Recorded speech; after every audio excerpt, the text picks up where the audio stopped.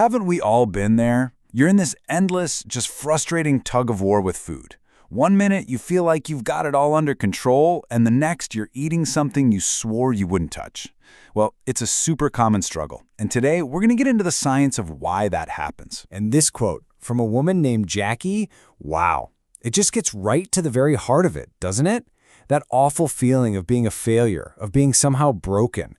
It's so isolating. But what if? What if that feeling is totally based on a misunderstanding of how our own minds work? Because here is the single most important thing to get from all of this. Ready? It is not your fault. You are not weak. You haven't failed. The problem has never been a lack of willpower. It's that we've all been taught to fight our own brains using a completely flawed strategy. Let's dig into why. So first, let's just validate that experience. Let's talk about the out-of-control eating cycle.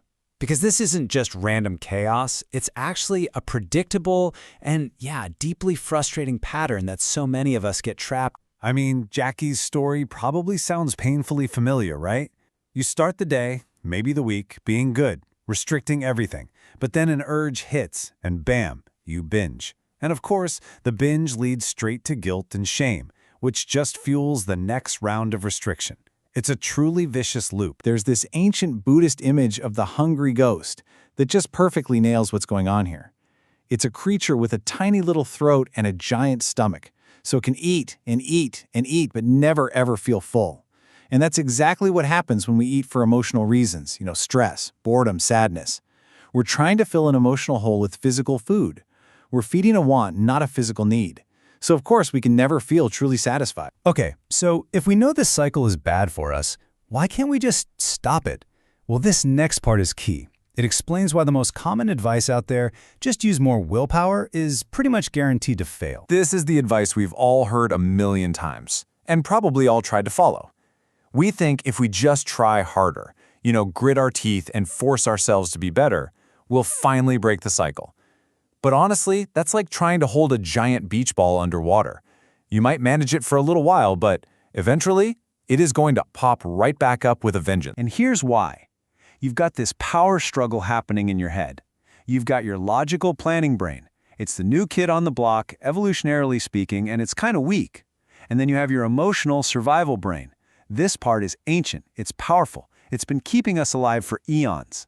So when stress hits, who do you think wins that fight? Yeah. The survival brain yanks the steering wheel away every single time. So telling yourself to just stop it becomes, well, it's kind of absurd.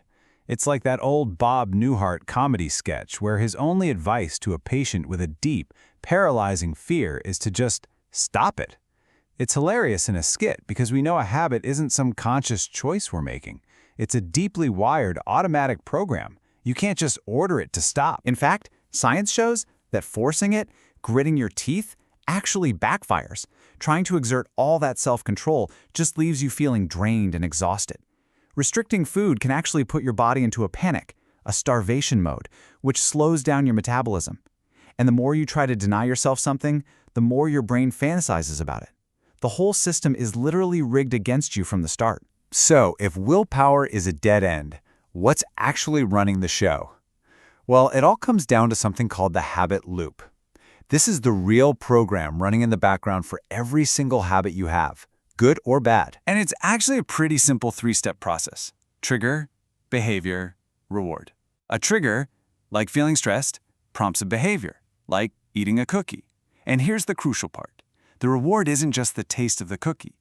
The real reward is that moment of relief from the stress. And that reward teaches your brain, hey, that worked. Next time you feel stressed, do that again. Loop form. Now, it's so important to get this. This loop isn't some modern glitch in your system. It's an ancient survival program. It's the same system that helped our ancestors find food and, critically, remember exactly where to find it again. This learning system has been hardwired into us for literally millennia. And this quote shows you just how fast and how powerful this system is. Imagine a baby having their first taste of ice cream. That whoa moment sends this huge jolt of dopamine to the brain, and it cements a lifelong memory. This is good, find more of this. The lesson is learned almost instantly. The big problem, of course, is that our modern world has learned to hijack this ancient system. So much of our food is scientifically engineered to hit a bliss point, a perfect storm of salt, sugar, and fat that makes it almost addictive. And on top of that, we learn to connect our emotional pain with the temporary relief we get from eating, basically crossing the wires between our ancient survival brain and our modern emotional lives. So what on earth is the answer? If we can't fight our brain, how do we ever change? Well, the solution is surprisingly simple, but it is incredibly powerful. It's not about force, it's all about focus. Check out this fascinating study. Researchers told a group of smokers to stop forcing themselves to quit. Instead, they just had them pay really close attention every time they smoked. And the result was wild.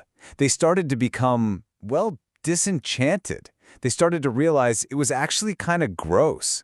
Simple awareness let their brains update the reward value of a cigarette from something positive to something negative. And this little graph here shows exactly how that awareness works with food.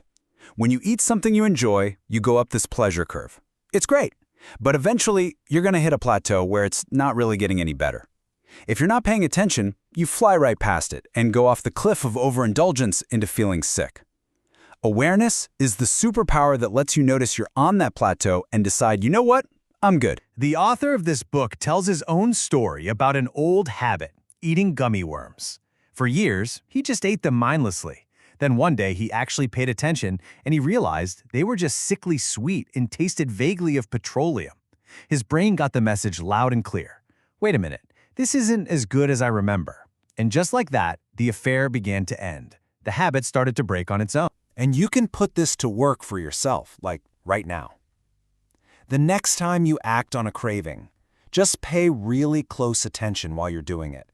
And ask yourself this one simple but incredibly powerful question. What am I really getting from this? Is the result genuine satisfaction and joy? Or is it something else? Your brain will start to notice the difference. Which brings us to the final, and I think the most empowering piece of this whole puzzle. Because this journey isn't about deprivation at all. It's about discovery. See, your brain is, at its core, a reward-seeking machine. It will always choose what it thinks is the most rewarding option. So the real goal here is to find what the author calls the bigger, better offer, or BBO. You don't have to fight the old habit. You just have to find something that is genuinely more rewarding. And here's a perfect example of how the author found his BBO. He mindfully compared the gummy worms to a bowl of fresh blueberries, and when he paid attention, well, look at the comparison. The taste, the feeling in his body afterward, the final result. It became completely obvious which one was the more rewarding, the truly better offer. When you pay attention like this, your brain naturally starts to prefer the BBO. And all this leaves us with a final, really powerful thought to chew on. What if the opposite of a habit that has you stuck isn't just stopping it? What if the real opposite is freedom of choice? The freedom to mindfully, curiously choose what truly nourishes you, what truly makes you feel good, and what moves your life forward.